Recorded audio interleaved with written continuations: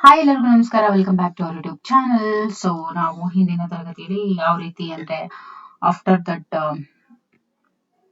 Filtration ಯಾವ ರೀತಿ ಅದು ಕಾನ್ಸಂಟ್ರೇಟೆಡ್ ಆಗುತ್ತೆ ಯೂರಿನ್, ಅದಾದ ನಂತರ ಮೂತ್ರಪಿಂಡದ ಕಾರ್ಯದ ನಿಯಂತ್ರಣ ಬಗ್ಗೆ ಇದೆಲ್ಲ ನಾವು ನೋಡಿದ್ವಿ. ಈಗ ಮೂತ್ರ ವಿಸರ್ಜನೆ ಯಾವ ರೀತಿ ಆಗುತ್ತೆ ಅಂತ ನೋಡ್ತಾ ಹೋಗೋಣ.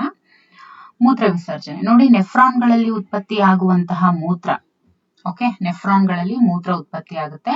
ಅಂತಿಮವಾಗಿ ಅದು ಮೂತ್ರಕೋಶವನ್ನ ತಲುಪಿ ಕೇಂದ್ರ ನರಮಂಡಲದಿಂದ ಐಚ್ಛಿಕ ಸಂಕೇತಗಳು ಬರುವ ತನಕ ಅಲ್ಲಿ ಸಂಗ್ರಹವಾಗಿರುತ್ತೆ. ನನ್ಗೆ ಇವಾಗ ಯೂರಿನ್ ಪಾಸ್ ಮಾಡ್ಬೇಕು ಅಂತ ಹೇಳೋವರೆಗೂ ಅಲ್ಲಿ ಸಂಗ್ರಹ ಆಗಿರುತ್ತೆ. ಓಕೆ, ಸೊ ನೆಫ್ರಾನ್ಗಳಲ್ಲಿ ನೆಫ್ರಾನ್ಗಳಲ್ಲಿ ಮೂತ್ರ ಉತ್ಪಾದನೆ ಆಗುತ್ತೆ. ಓಕೆ, ನೆಫ್ರಾನ್ಗಳಲ್ಲಿ ಉತ್ಪಾದನೆಯಾದಂತಹ ಮೂತ್ರ ಅದು ಮೂತ್ರಕೋಶವನ್ನ ತಲುಪಿ ಕೇಂದ್ರ ಮಂಡಲದಿಂದ ಐಚ್ಛಿಕ ಸಂಕೇತಗಳು ಬರುವ ತನಕ ಅಲ್ಲೇ ಸ್ಟೋರ್ ಆಗಿರುತ್ತೆ. ಈ ಸಂಕೇತವು ಮೂತ್ರಕೋಶ ತುಂಬಿಕೊಳ್ಳುತ್ತಿದ್ದಂತೆ ಅದರ ಸ್ನಾಯುಗಳ ಹಿಗ್ಗುವಿಕೆಯಿಂದಾಗಿ ಉಂಟಾಗುತ್ತೆ.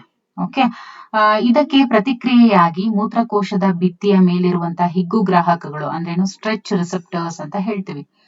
ಓಕೆ, ಸ್ಟ್ರೆಚ್ ರಿಸೆಪ್ಟರ್ಸ್ ಅಂತ, ಇವು CNS ಗೆ ಸಂಕೇತಗಳನ್ನ ಕಳಿಸ್ತವೆ. ಏನು, CNS ಬಹಿರ್ವಾಹಕ ಅಥವಾ ಏನ್ ಹೇಳ್ಬೋದು, ಬಹಿರ್ವಾಹಕ ಮಾಹಿತಿಗಳನ್ನ ಕಳುಹಿಸಿ ಆ ಮೂಲಕ ಮೂತ್ರಕೋಶದ ಮೃದು ಸ್ನಾಯುಗಳು ಸಂಕೋಚನಗೊಳ್ಳುವಂತೆ ಮತ್ತು ಜೊತೆಗೆ ಮೂತ್ರನಾಳ ನಿಮೀಲಕ ಅಂದ್ರೆ ಯುರೇಥ್ರಲ್ ಸ್ಪಿಂಕ್ಟರ್ ವಿಕಸನಗೊಳ್ಳುವಂತೆ ಮಾಡಿ ಮೂತ್ರದ ಬಿಡುಗಡೆಗೆ ಅದು ಕಾರಣ ಆಗುತ್ತೆ. ಹೀಗೆ ಮೂತ್ರವನ್ನ ಹೊರಹಾಕುವಂತ ಕ್ರಿಯೆಗೆ ನಾವು ಮೂತ್ರ ವಿಸರ್ಜನೆ ಅಥವಾ ಮಿಕ್ಚುರಿಷನ್ ಅಂತ ಹೇಳ್ತೀವಿ. ಸೊ ಮಿಕ್ಚುರಿಷನ್ ಅಂದ್ರೆ ಏನು, ಮೂತ್ರ ವಿಸರ್ಜನೆ ಅಂತ ಹೇಳಿ. ಓಕೆ, ಇದಕ್ಕೆ ಕಾರಣವಾಗಿರುವಂತಹ ನರ ಪ್ರಕ್ರಿಯೆಗೆ ಮೂತ್ರ ವಿಸರ್ಜನೆ ಪರಾವರ್ತನೆ ಅಂದ್ರೆ ಮಿಕ್ಚುರಿಷನ್ ರಿಫ್ಲೆಕ್ಸ್ ಅಂತ ಕರೀತಾರೆ. ಸೊ ಒಬ್ಬ ಪ್ರೌಢ ವ್ಯಕ್ತಿ ಒಂದು ದಿನದಲ್ಲಿ ಸರಾಸರಿ 1 ರಿಂದ 1.5 ಲೀಟರ್ ಮೂತ್ರವನ್ನ ಹೊರಹಾಕ್ತಾನೆ. ಮೂತ್ರವು ತೆಳು ಹಳದಿ ಬಣ್ಣ ಇರುತ್ತೆ. ಕೊಂಚ ಆಮ್ಲೀಯವಾದಂತಹ ಅಂದ್ರೆ pH 6.0 ಇರುವಂತಹ ಆಮ್ಲೀಯ ದ್ರವವಾಗಿದ್ದು ಒಂದು ವಿಶಿಷ್ಟವಾದ ವಾಸನೆಯನ್ನ ಅದು ಒಳಗೊಂಡಿದೆ. ಒಂದು ದಿನಕ್ಕೆ ಸರಾಸರಿ 25 ರಿಂದ 30 ಗ್ರಾಂನಷ್ಟು ಯೂರಿಯಾ ವಿಸರ್ಜಿಸಲ್ಪಡುತ್ತೆ. ಸೊ ಮೂತ್ರದ ಲಕ್ಷಣಗಳನ್ನ ವಿವಿಧ ಪರಿಸ್ಥಿತಿಗಳು ಬದಲಾಯಿಸಬಹುದು. ಈಗ ಮೂತ್ರದ ವಿಶ್ಲೇಷಣೆ ಅನೇಕ ಚಯಾಪಚಯ ಅಪಸಾಮ್ಯತೆಗಳು ಮತ್ತು ಮೂತ್ರಪಿಂಡದ ಅಸಮರ್ಪಕ ಕಾರ್ಯಗಳ ಚಿಕಿತ್ಸಾ ರೋಗ ನಿರ್ಣಯದಲ್ಲೂ ಕೂಡ ನಮಗೆ ನೆರವಾಗುತ್ತೆ. ಉದಾಹರಣೆಗೆ ಮೂತ್ರದಲ್ಲಿ ಗ್ಲೂಕೋಸ್ನ ಅಂಶ ಇರುವಂತದ್ದು ಅಂದ್ರೇನು, ಅದನ್ನೇನ್ ಹೇಳ್ತೀವಿ, ಗ್ಲೂಕೋಸ್ ಯೂರಿಯಾ ಅಂತ ಕರಿತೀವಿ. ಹಾಗೂ ಕೀಟೋನ್ ಕಾಯಗಳು ಇರೋದು, ಕೀಟೋನ್ ಕಾಯಗಳು ಇದ್ರೆ ಅದನ್ನ ಕೀಟೋನ್ ಯೂರಿಯಾ ಅಂತ ಕರಿತೀವಿ. ಇವು ಮಧುಮೇಹ ರೋಗದ ಸೂಚನೆ ಆಗಿರ್ತವೆ, ಅಂದ್ರೇನು ಡಯಾಬಿಟಿಸ್ ಮೆಲಿಟಸ್ ನ ಸೂಚನೆ ಆಗಿರುತ್ತೆ. ಸೊ ಇದಿಷ್ಟು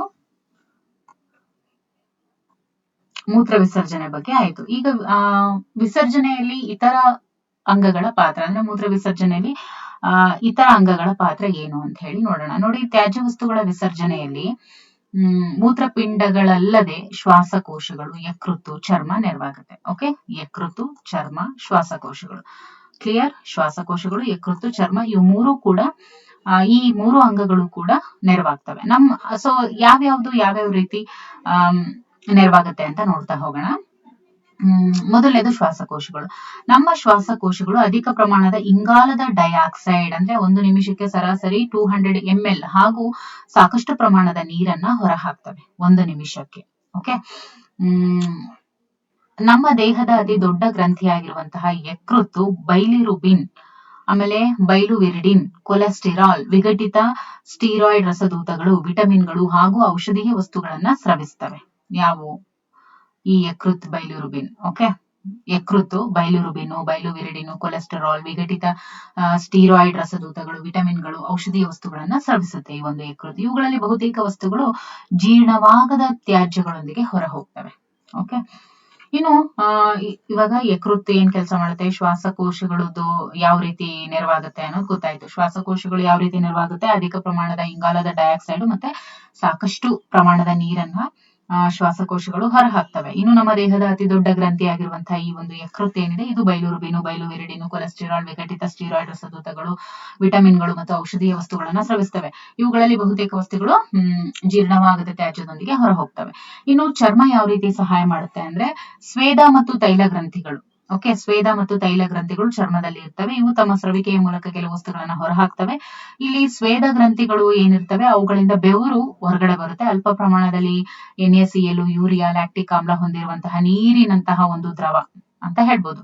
ಓಕೆ. ಇನ್ನು ದೇಹದ ಮೇಲ್ಮೈಗೆ ತಂಪಿನ ಪರಿಣಾಮವನ್ನ ಒದಗಿಸುವುದು ಬೆವರಿನ ಪ್ರಾಥಮಿಕ ಕಾರ್ಯವಾದ್ರೂ ಕೂಡ ಅದು ಮೇಲೆ ಹೇಳಿದ ಕೆಲವು ತ್ಯಾಜ್ಯಗಳನ್ನು ಹೊರಹಾಕುವುದಕ್ಕೂ ಕೂಡ ಸಹಕರಿಸುತ್ತೆ. ಇನ್ನು ಇದಿಷ್ಟು ಸ್ವೇದ ಗ್ರಂಥಿಗಳದಾದ್ರೆ, ಇನ್ನು ತೈಲ ಗ್ರಂಥಿಗಳು ಏನಿರ್ತವೆ, ಸ್ಟೀರಾಲ್ಗಳು ಮತ್ತೆ ಹೈಡ್ರೋಕಾರ್ಬನ್ಗಳು ಮತ್ತು ಮೇಣಗಳಂತಹ ಕೆಲವು ವಸ್ತುಗಳನ್ನು ತನ್ನ ಸ್ರವಿಕೆಯಾದಂತಹ ಸೆಬಮ್ ಮೂಲಕ ಹೊರಹಾಕ್ತವೆ. ಓಕೆ, ಸೆಬಮ್ ಮೂಲಕ ಹೊರಹಾಕ್ತವೆ. ಈ ಸ್ರವಿಕೆಯು ಚರ್ಮದ ಮೇಲೆ ರಕ್ಷಣಾತ್ಮಕವಾಗಿ ತೈಲದ ಹೊದಿಕೆಯನ್ನು ಒದಗಿಸುತ್ತೆ. ಲಾಲಾರಸದ ಮೂಲಕವೂ ಅಲ್ಪ ಪ್ರಮಾಣದ ಸಾರಜನಕ ಯುಕ್ತ ತ್ಯಾಜ್ಯಗಳು ಹೊರ ಹೋಗುತ್ತವೆ. ಓಕೆ,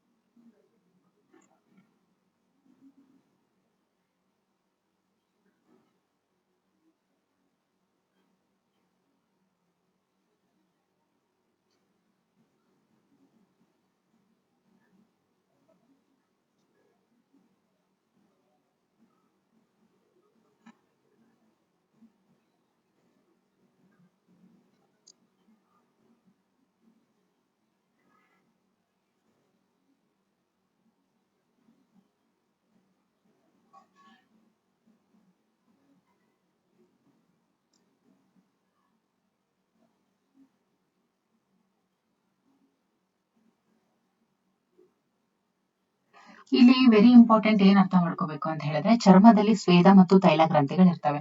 ಚರ್ಮದಲ್ಲಿ ಸ್ವೇದ ಮತ್ತು ತೈಲ ಗ್ರಂಥಿಗಳು ಅಂತ ಹೇಳಿದ್ರೆ, ಸ್ವೇದ ಅಂತ ಹೇಳಿದ್ರೆ ಸ್ವೆಟ್ ಅಂತ ಹೇಳಿ, ಸ್ವೇದ ಗ್ರಂಥಿ ಅಂದ್ರೆ ಸ್ವೆಟ್ ಗ್ಲ್ಯಾಂಡ್ಸ್, ಸೆಬಾಷಿಯಸ್ ಗ್ಲ್ಯಾಂಡ್ಸ್ ಅಂತ ಹೇಳಿದ್ರೆ ತೈಲ ಗ್ರಂಥಿಗಳು ಅಂತ ಹೇಳ್ತೀವಿ. ಈ ಸ್ವೆಟ್ ಗ್ಲ್ಯಾಂಡ್ಸ್ ಏನಿರ್ತವೆ ಅವು ಈ ಬೆವರನ್ನ ಹೊರ ಹಾಕ್ತವೆ. ಸೆಬಾಷಿಯಸ್ ಗ್ಲ್ಯಾಂಡ್ಸ್ ಏನಿರುತ್ತೆ ಅದು ಸೆಬಮ್ ಅನ್ನ ಹೊರ ಹಾಕ್ತವೆ, ಅಥವಾ ಸೆಬಮ್ ಮೂಲಕ ಅದು ಹೊರ ಹಾಕ್ತವೆ. ಹಾಗಾದ್ರೆ ಈ ಸ್ವೆಟ್ ಗ್ಲ್ಯಾಂಡ್ಸ್ ಏನಿರುತ್ತೆ ಅದು ಟೆಂಪರೇಚರ್ ಅಂದ್ರೆ ನಮ್ಮ ಬಾಡಿಯಲ್ಲಿ ಇರುವಂತಹ ಟೆಂಪರೇಚರ್ ಅನ್ನ ಕಂಟ್ರೋಲ್ ಮಾಡುತ್ತೆ. ಬಟ್ ಸೆಬಾಷಿಯಸ್ ಗ್ಲ್ಯಾಂಡ್ಸ್ ಏನಿರುತ್ತೆ ಅದು ನಮ್ಮ ಸ್ಕಿನ್ ಅನ್ನ ತುಂಬಾ ಮಾಯಿಸ್ಟ್ ಆಗಿರುತ್ತೆ, ಅಂದ್ರೆ ಚರ್ಮವನ್ನ ಮಾಯಿಸ್ಟ್ ಆಗಿ ಹಂಗೆ ಇಡುತ್ತೆ. ಇನ್ನು ಸ್ವೆಟ್ ಗ್ಲ್ಯಾಂಡ್ಸ್ ಏನಿದಾವೆ ಅಂದ್ರೆ ಸ್ವೇದ ಗ್ಲ್ಯಾಂಡ್ಸ್ ಅಥವಾ ಸ್ವೇದ ಗ್ರಂಥಿಗಳು ಅಂತ ಏನ್ ಕರಿತೀವಿ, ಅವು ಕಿವಿ, ಆಮೇಲೆ ಐಲಿಡ್, ಆರ್ಮ್ಪಿಟ್ ಅಂದ್ರೆ ಕಂಕಳ, ಏರಿಯೋಲಾ, ಆಮೇಲೆ ಎಕ್ಸ್ಟರ್ನಲ್ ಜೆನೈಟಲ್ಸ್ ಅಲ್ಲಿ ಇದು ಪ್ರೆಸೆಂಟ್ ಇರುತ್ತೆ. ಬಟ್ ಸೆಬಾಷಿಯಸ್ ಗ್ಲ್ಯಾಂಡ್ಸ್ ಏನಿದಾವೆ ನೋಡಿ, ನಮ್ಮ ಅಂಗೈ ಮತ್ತೆ ಅಂಗಾಲು, ಓಕೆ, ಇವೆರಡನ್ನ ಬಿಟ್ಟು ದೇಹದ ಪೂರ್ತಿ ನಾವು ಸೆಬಾಷಿಯಸ್ ಗ್ಲ್ಯಾಂಡ್ಸ್ ಅನ್ನು ಆಲ್ ಓವರ್ ದ ಬಾಡಿ ಇರುತ್ತೆ, except palms and feet, soles of the feet ಅಂತ ಹೇಳ್ತೀವಿ, ಅಂದ್ರೆ ಏನು ನಮ್ಮ ಅಂಗಾಲು. ಸೊ ಇದಿಷ್ಟು ಏನಾಗಿತ್ತು, ವಿಸರ್ಜನೆಯಲ್ಲಿ ಇತರ ಅಂಗಗಳ ಪಾತ್ರ ಆಗಿತ್ತು. ಸೊ ಅದರಲ್ಲಿ ಯಾವ್ದು ನೋಡಿದ್ವಿ, ಶ್ವಾಸಕೋಶಗಳು, ಯಕೃತ್ತು ಮತ್ತೆ ಚರ್ಮ. ಈಗ ವಿಸರ್ಜನಾಂಗ ವ್ಯೂಹದ ಅಪಸಾಮಾನ್ಯತೆಗಳನ್ನ ನೋಡೋಣ. ಮೂತ್ರಪಿಂಡಗಳ ಅಪಸಾಮಾನ್ಯತೆಯು ರಕ್ತದಲ್ಲಿ ಯೂರಿಯಾದ ಪ್ರಮಾಣವನ್ನು ಹೆಚ್ಚಿಸೋದಕ್ಕೆ ಕಾರಣವಾಗಬಹುದು. ಈ ಸ್ಥಿತಿಗೆ ನಾವು ಯುರೇಮಿಯಾ ಅಂತ ಹೇಳ್ತೀವಿ. ಅಂದ್ರೆ ಯೂರಿಯಾ ಪ್ರಮಾಣ ಏನ್ ಹೆಚ್ಚಾಗುತ್ತೆ ಅದನ್ನ ನಾವು ಯುರೇಮಿಯಾ ಅಂತ ಕರಿತೀವಿ. ಇದು ಅತ್ಯಂತ ಹಾನಿಕರ ಅಂತಾನೆ ಹೇಳ್ಬೋದು. ಮೂತ್ರಪಿಂಡ ವಿಫಲತೆಗೂ ಕೂಡ ಅದು ಕಾರಣ ಆಗ್ಬೋದು. ಅಂತಹ ರೋಗಿಗಳಲ್ಲಿ ಹೆಚ್ಚಾಗಿರುವಂತಹ ಯೂರಿಯಾವನ್ನ ಹಿಮೋಡಯಾಲಿಸಿಸ್ ಎಂಬ ಪ್ರಕ್ರಿಯೆಯ ಮೂಲಕ ಹೊರತೆಗೆಬಹುದು. ಅಂದ್ರೆ ಹಿಮೋಡಯಾಲಿಸಿಸ್ ಪ್ರಕ್ರಿಯೆಯಲ್ಲಿ ಏನಾಗುತ್ತೆ ಅಂದ್ರೆ, ಒಂದು ಸೂಕ್ತವಾದ ಅಪಧಮನಿಯಿಂದ ರಕ್ತವನ್ನ ಹೊರತೆಗೆದಂತಹ ಕೃತಕ ಮೂತ್ರಪಿಂಡ ಅಂದ್ರೆ ಆರ್ಟಿಫಿಷಿಯಲ್ ಕಿಡ್ನಿ ಅನ್ನುವಂತಹ ಡಯಾಲಿಸಿಸ್ ಯಂತ್ರಕ್ಕೆ ಹರಿಸಲಾಗುತ್ತೆ. ಸೊ ಸೂಕ್ತ ಅಪಧಮನಿಯಿಂದ ಹೊರತೆಗೆಯುವಂತಹ ರಕ್ತವನ್ನ ಡಯಾಲಿಸಿಸ್ ಘಟಕಕ್ಕೆ ಹರಿಸುವಾಗ ಹೆಪಾರಿನ್ ನಂತಹ ಹೆಪ್ಪುಗಟ್ಟುವಿಕೆಯ ನಿರೋಧಕವನ್ನ ಸೇರಿಸಲಾಗುತ್ತೆ. ಇನ್ನು ಯಂತ್ರದೊಳಗಡೆ ಒಂದು ಸುರುಳಿಯಾದಂತಹ ಸೆಲ್ಲೋಫೇನ್ ನಾಳವಿದೆ. ಇದ್ರ ಸುತ್ತಲೂ ಕೂಡ ನೈಟ್ರೋಜನ್ ಯುಕ್ತ ತ್ಯಾಜ್ಯಗಳನ್ನ ಹೊರತುಪಡಿಸಿ ಪ್ಲಾಸ್ಮಾದ ಸಂಯೋಜನೆಯನ್ನೇ ಹೊಂದಿರುವಂತಹ ಒಂದು ದ್ರವ ಅಂದ್ರೇನು, ಡಯಾಲೈಸಿಂಗ್ ದ್ರವ ಇರುತ್ತೆ. ಓಕೆ, ಇನ್ನು ರಂಧ್ರಗಳು ಇರುವಂತಹ ಸೆಲ್ಲೋಫೇನ್ ನಾಳವು ಏನಿರುತ್ತೆ ಅದು ಸಾರತೆಯ ಪ್ರವಣತೆಯ ಆಧಾರದ ಮೇಲೆ ಅಣುಗಳ ಚಲನೆಗೆ ಅದು ಕಾರಣ ಆಗುತ್ತೆ. ಇನ್ನು ಡಯಾಲೈಸಿಂಗ್ ದ್ರವದಲ್ಲಿ ಏನಾಗುತ್ತೆ, ನೈಟ್ರೋಜನ್ ಯುಕ್ತ ತ್ಯಾಜ್ಯಗಳು ಇಲ್ಲದಿರೋದ್ರಿಂದ ರಕ್ತದಿಂದ ಈ ಅಂಶಗಳು ಸುಲಲಿತವಾಗಿ ಹೊರ ಹೋಗ್ತವೆ. ರಕ್ತ ಏನಾಗುತ್ತೆ, ಶುದ್ಧಿ ಆಗುತ್ತೆ. ಸೊ ಈ ರೀತಿ ಶುದ್ಧೀಕರಿಸಲ್ಪಟ್ಟಂತಹ ರಕ್ತವನ್ನ ಆಂಟಿ ಹೆಪಾರಿನ್ ಸೇರಿಸಿ ಒಂದು ಅಭಿಧಮನಿಯ ಮೂಲಕ ದೇಹಕ್ಕೆ ಮರುಹರಿಸಲಾಗುತ್ತೆ. ಸೊ ಈ ವಿಧಾನ ಪ್ರಪಂಚದಾದ್ಯಂತ ಸಹಸ್ರಾರು ಯುರೇಮಿಯಾ ರೋಗಿಗಳಿಗೆ ವರದಾನ ಅಂತ ಹೇಳ್ಬೋದು. ಇನ್ನು ತೀವ್ರ ಮೂತ್ರಪಿಂಡ ವಿಫಲತೆ ಅಂದ್ರೆ ರೇನಲ್ ಫೇಲ್ಯೂರ್ ಅಂತ ಹೇಳ್ತೀವಿ. ಇದನ್ನ ಸರಿಪಡಿಸ್ಬೇಕು ಅಂತ ಇದನ್ನ ಸರಿಪಡಿಸೋದಕ್ಕೆ ಇರುವಂತಹ ಒಂದೇ ಮಾರ್ಗ ಏನು ಅಂದ್ರೆ ಮೂತ್ರಪಿಂಡ ಕಸಿ, ಅಂದ್ರೇನು ಕಿಡ್ನಿ ಟ್ರಾನ್ಸ್ಪ್ಲಾಂಟೇಶನ್.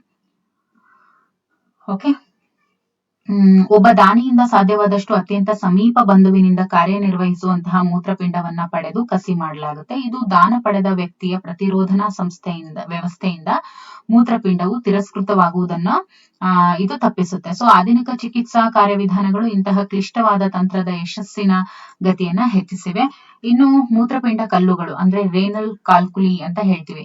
ವಿಲೀನಗೊಳ್ಳದ ಲವಣಗಳ ಅಥವಾ ಕಲ್ಲಿನ ಹರಳುಗಳ ಇತ್ಯಾದಿ ಮೂತ್ರಪಿಂಡದ ಒಳಗೆ ರೂಪುಗೊಳ್ಳೋದನ್ನ ನಾವು ರೆನಲ್ ಕ್ಯಾಲ್ಕುಲಿ ಅಂತ ಹೇಳ್ತೀವಿ. ಇನ್ನು ಗ್ಲಾಮರುಲೋ ನೆಫ್ರಿಟಿಸ್ ಅಂತ ಹಿಂಗಂದ್ರೆ ಏನಂದ್ರೆ ಮೂತ್ರಪಿಂಡದ ಗ್ಲಾಮರುಲಸ್ ಗಳಲ್ಲಿ ಉರಿಯೂತದ ಸ್ಥಿತಿ ಉಂಟಾದ್ರೆ ಅದನ್ನ ಗ್ಲಾಮರುಲೋ ನೆಫ್ರಿಟಿಸ್ ಅಂತ ಕರಿತೀವಿ. ಓಕೆ, ಸೊ ಒಟ್ಟಾರೆಯಾಗಿ ಒಂದು ಎಕ್ಸ್ಕ್ರೀಟರಿ ಸಿಸ್ಟಮ್ ಪಾಠ ಏನಿದೆ, ಇದರ ಒಟ್ಟಾರೆ ಸಾರಾಂಶ ನೋಡೋದಾದ್ರೆ ದೇಹದಲ್ಲಿ ಸಂಗ್ರಹವಾಗುವಂತಹ ನೈಟ್ರೋಜನ್ ಯುಕ್ತ ವಸ್ತುಗಳು, ಅಯಾನುಗಳು, ಇಂಗಾಲದ ಡೈಆಕ್ಸೈಡ್, ನೀರು ಇವೆಲ್ಲವುಗಳನ್ನ ದೇಹದಿಂದ ಹೊರಹಾಕುವಂತ ಅವಶ್ಯಕತೆ ಇದೆ. ಆವಾಸ ಸ್ಥಾನವನ್ನ ಅವಲಂಬಿಸಿ ನೈಟ್ರೋಜನ್ ಯುಕ್ತ ತ್ಯಾಜ್ಯಗಳು ಸ್ವರೂಪ ಹಾಗೂ ಅವುಗಳ ವಿಸರ್ಜನೆ ವಿವಿಧ ಪ್ರಾಣಿಗಳಲ್ಲಿ ಭಿನ್ನವಾಗಿದೆ. ಅಮೋನಿಯಾ, ಯೂರಿಯಾ, ಯೂರಿಕ್ ಆಮ್ಲ ಪ್ರಮುಖವಾದಂತಹ ಸಾರಜನಕಯುಕ್ತ ತ್ಯಾಜ್ಯಗಳಾಗಿರ್ತವೆ. ನೆಫ್ರೀಡಿಯಾ, ಮಾಲ್ಫಿಜಿಯನ್ ನಳಿಕೆಗಳು, ಹಸಿರು ಗ್ರಂಥಿಗಳು, ಮೂತ್ರಪಿಂಡಗಳು ಪ್ರಾಣಿಗಳಲ್ಲಿ ಸಾಮಾನ್ಯ ವಿಸರ್ಜನಾಂಗಗಳಾಗಿರ್ತವೆ.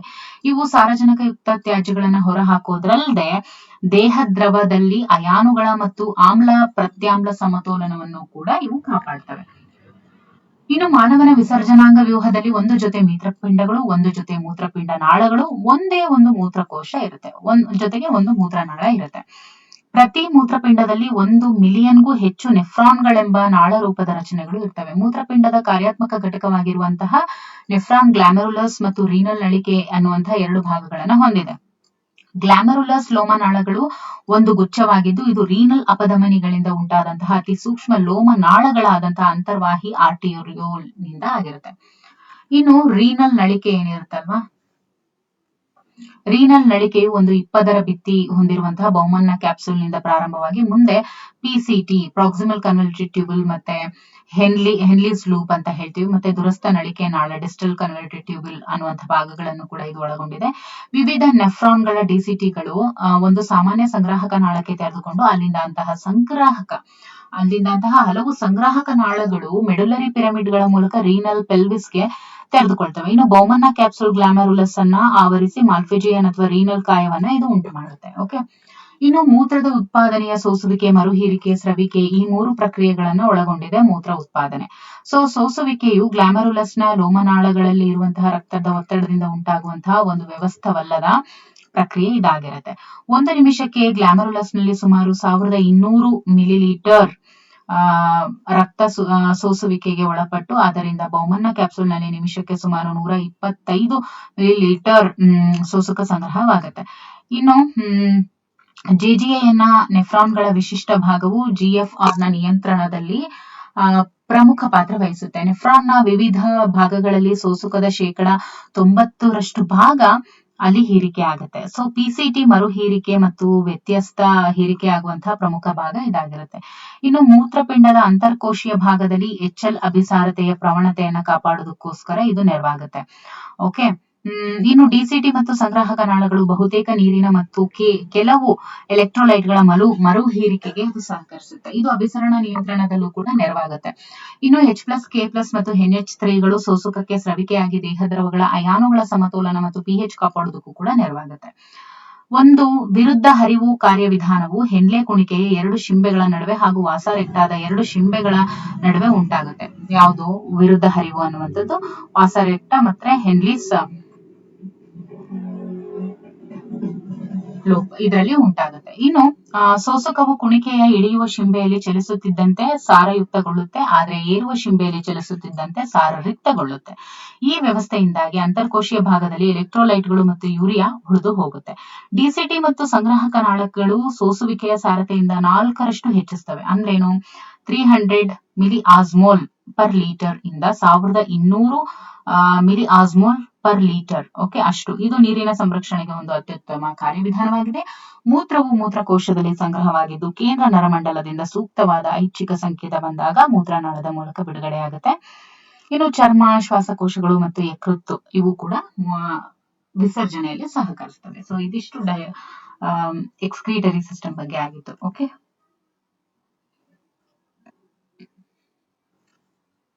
ಸೊ ಇಲ್ಲಿಗೆ ಈ ಒಂದು ತರಗತಿ ಕಂಪ್ಲೀಟ್ ಆಯಿತು. ಇನ್ನು ಮುಂದಿನ ತರಗತಿಯಲ್ಲಿ ಮತ್ತೊಂದು ವೆರಿ ಇಂಪಾರ್ಟೆಂಟ್ ಟಾಪಿಕ್ ಒಂದಿಗೆ ಭೇಟಿಯಾಗೋಣ. Okay, thank you for watching.